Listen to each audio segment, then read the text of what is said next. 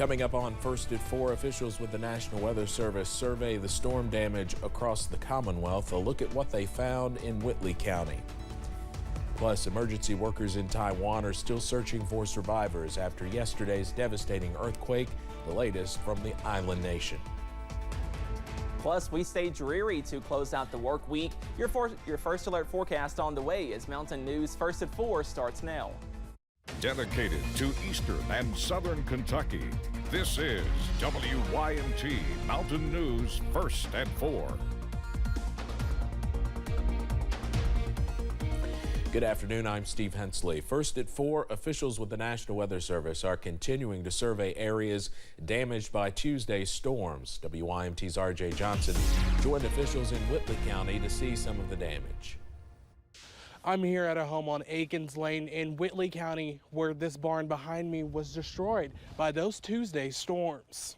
Officials with the National Weather Service, along with Kentucky Emergency Management, surveyed areas in the Bee Creek Road and Devils Creek Road areas. Meteorologist Ed Ray says there are a lot of factors that go into determining if a tornado touched down. We have documentation that helps us make a determination on wind speeds, things like that. So we'll look for different objects. There'll be homes, or maybe there's trees, a barn, a shed, things like that. And then we'll look for the degrees of damage. Ray says they will take those findings and look over them before determining what kind of storm hit this area. In Whitley County, RJ Johnson, WYMT Mountain News. Ray says there were no deaths or injuries reported in that area.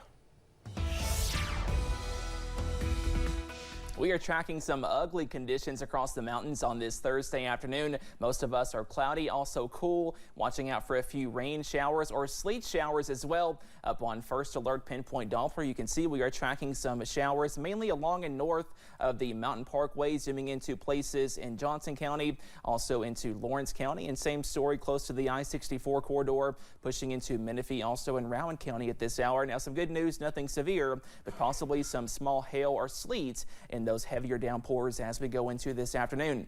A live look from the Mountain Parkway at Slade, that current temperature at 50. We should be in the middle 60s for early April.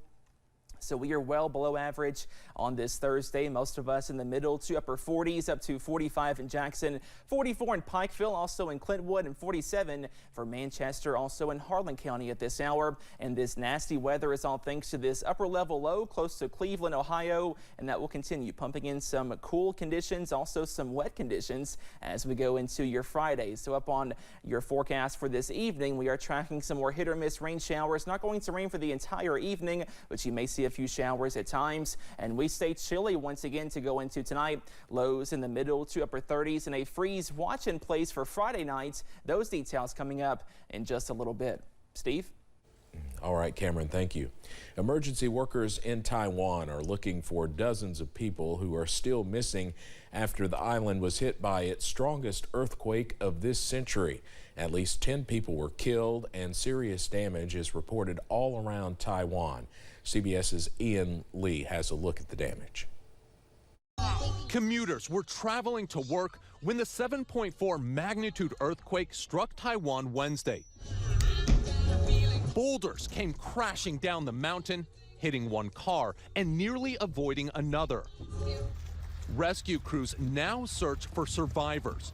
Over 1,000 have been injured, while more than 100 are still missing, many among the island's mountains.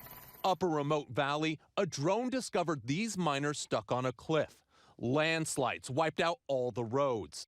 But the epicenter witnessed the most severe damage. CBS's partner, the BBC, is on the ground. This building is one of them that partially collapsed during yesterday's quake. You can see it's leaning over at a very precarious angle. They're worried that an aftershock could bring the whole building down, so they are reinforcing the base there to stabilize it while operations to go inside and search the building carry on.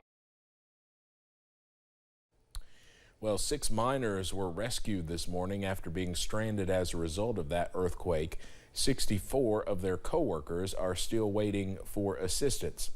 Now, there have been rescue missions, obviously, in eastern Kentucky for trapped miners before. Kentucky Division of Mine Safety Director Tim Fugit, a native of the region, says miners have several certifications and trainings to prepare for underground work. Fugit says there are also annual inspections to ensure safety measures are met. The statute requires 2 complete surface inspections, that's site inspections of the property, and then all the equipment and the different things that are involved in it, like explosives and fuel storage and those type things. Fugit also says they have protocols in the event miners are trapped underground. We'll take a closer look at those emergency standards at 6. President Biden and Israeli Prime Minister Benjamin Netanyahu spoke today for the first time since Monday's deadly airstrike in Gaza that killed 7 aid workers. The incident has sparked outrage in the U.S. and around the world. World Central Kitchen founder Jose Andres says he does not believe the strikes on the 3-vehicle convoy were a mistake, pointing out his organization had coordinated its movements with Israel's military. He became emotional talking about the killed workers. Some of the people that died were my friends. Tommy is the nicest angel you will ever be. The charity organization is now demanding an independent investigation into the incident. The White House has also called for a swift investigation, but said the U.S. does not plan to conduct its own probe, leaving Israel to investigate itself. People in Atlanta, Georgia, pausing today to remember Dr. Martin Luther King Jr. Today's the 56th anniversary of his assassination. Members of the King family gathered with community members for a wreath-laying ceremony at the King Center Freedom Plaza. The ceremony was led by Dr. King's daughter, Reverend Bernice King. She spoke about how her father's philosophy and methodology transformed the world. We want a peaceful society. Then nonviolence is the pathway to creating that peace and the pathway to creating the beloved community, because as Dr. King says, the aftermath of nonviolence is redemption. The civil rights leader was shot and killed April 4th, 1968, while standing on a balcony of the Lorraine Motel in Memphis, Tennessee. And while his life ended there, the civil rights movement he led continued across the country.